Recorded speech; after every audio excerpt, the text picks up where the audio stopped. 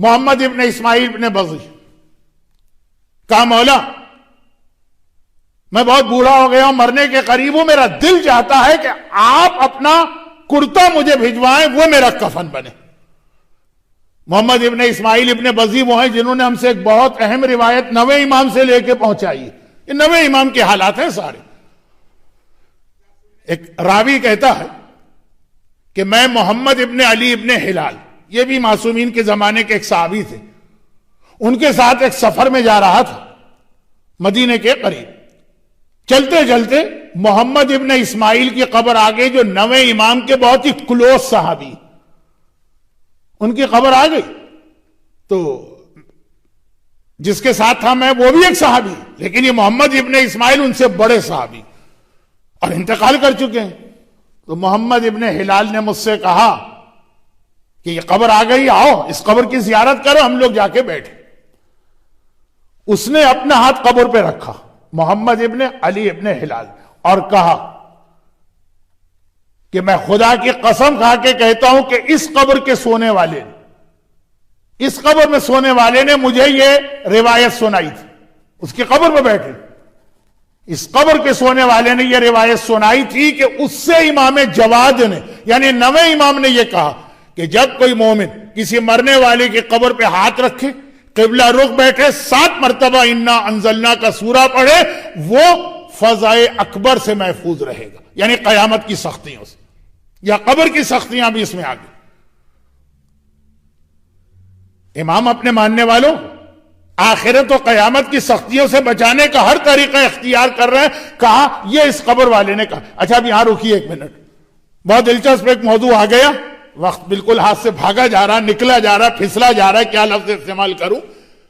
یہ حدیث بھی ان حدیثوں میں سے ایک جہاں پہ مجتہد کی ضرورت پڑتی ہے حدیث سمجھنا۔ آپ نے حدیث سن لی، بہت ہی آسان اور سمپل حدیث ہے، نہیں، اس میں اتنا اختلاف ایک زمانے میں رہ چکا۔ کس چیز میں؟ واقعے میں نہیں، آخری جملے میں، جو کسی بھی مرنے والے کی قبر پہ ہاتھ رکھے، قبلہ رخ بیٹھے، جیسے میں اس وقت بیٹھا ہوں قبلہ رخ، اور 7 بار انا انزلنا کا سورہ پڑھے، جو میں اکثر کراچی سے کہتا آ رہا ہوں کہ مرنے والے کے لیے الحمد کا سورہ بھی بہت اہم ہے، 3 بار قل هو اللہ بھی بہت اہم ہے، 7 مرتبہ انا انزلنا بھی بہت اہم ہے۔ وہ یہ حدیث، وہ جو 7 مرتبہ پڑھے وہ بڑے عذاب سے محفوظ رہے گا، بڑی پریشانی سے۔ اب یہاں پہ علماء میں بحث ہے کہ وہ محفوظ رہے گا، وہ سے کیا مراد ہے؟ پڑھنے والا کہ مردہ؟ یہ امام پڑھنے والے کا ثواب بتا رہے ہیں، جیسے غسل میت میں یہ کہا کہ میت کو غسل دو گے تم گناہوں سے پاک ہو جاؤ گے، یا مرنے والے کا بتا رہے ہیں کہ وہ محفوظ رہے گا۔ سمپل سے روایت، چھوٹا سا جملہ۔ اب اپنی مرضی چلا لے تو الگ چیز ہے، مسئلہ اپنی مرضی کا نہیں ہے، مقصد امام کیا ہے، لفظ سے کیا پتا چل رہا ہے۔ 7 بار انا انزلنا پڑھو تو وہ بڑی مصیبت سے محفوظ رہے گا، قبر اور قیامت کی، وہ محفوظ رہے گا، پڑھنے والا کے قبر میں سونے والا۔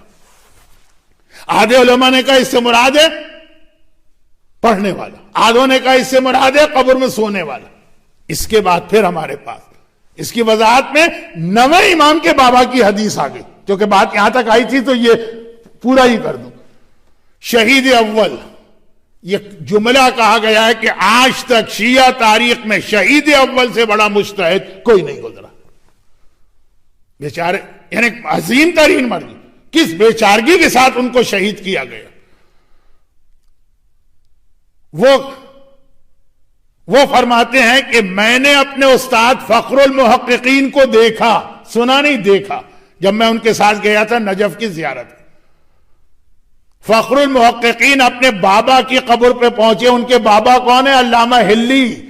بھئی جو لوگ زیارت کرتے ہوئے آئے ہیں، ہم حج پر افسوس کر رہے ہیں، لیکن جو زیارت پہ ریگولر جاتے تھے، میں بھی شامل ہوں، اس کا بھی تو افسوس ہے نا۔ مولا کے پائنتی کس کی قبر ہے؟ علامہ ہلی کی۔ شہید اول کہتے ہیں کہ میں علامہ ہلی کے بیٹے کے ساتھ، جو میرے استاد تھے، جب گیا تو علامہ ہلی کے بیٹے نے بابا کی قبر پہ ہاتھ رکھا۔ خواتین تو علامہ ہلی کی قبر پہ نہیں جا سکتی ہیں کیونکہ وہ جینٹ سیکشن میں آتی ہے، لیکن مولا کی پائی تھی علامہ ہلی کی قبر. بیٹے نے بیٹا خود اتنا بڑا مجتہد جو پچھلی تقریر میں نے کہا 9 سال میں جو مرجع بن گیا. 9 سال درس بھی دیتا ہے اجتہاد کا, چڑیوں سے کھیلتا بھی ہے, وہ عظیم مرجع. بابا کی قبر پہ ہاتھ رکھا اور کہا کہ اس قبر میں سونے والے نے مجھے بتایا. کون قبر میں سونے والا؟ ان کے والد بھی اور شیعہ تاریخ کے اہم ترین مجتہدین علامہ ہلی, انہوں نے بتایا کہ 8ویں امام کی حدیث ان تک آئی کہ جو مرنے والے کی قبر پہ قبلہ رخ بیٹھ کے 7 بار انا انزلنا پڑھے تو پڑھنے والا بھی عذاب سے بچے گا اور مردہ بھی.